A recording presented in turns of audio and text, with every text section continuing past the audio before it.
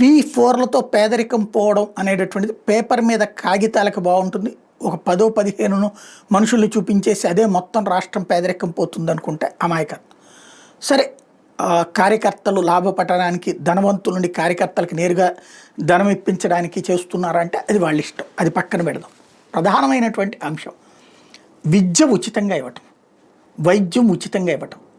వైద్యంలో అత్యధికంగా ఖర్చు అవుతున్నది డయాగ్నసిస్ అండ్ ట్రీట్మెంట్.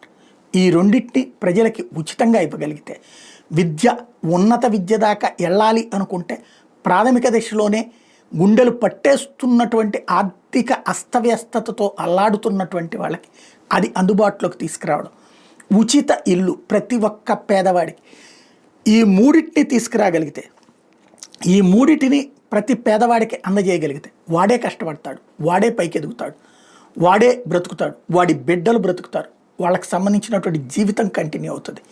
ఇది ప్రభుత్వం గుర్తుపెట్టుకోవాల్సినటువంటి అంశం.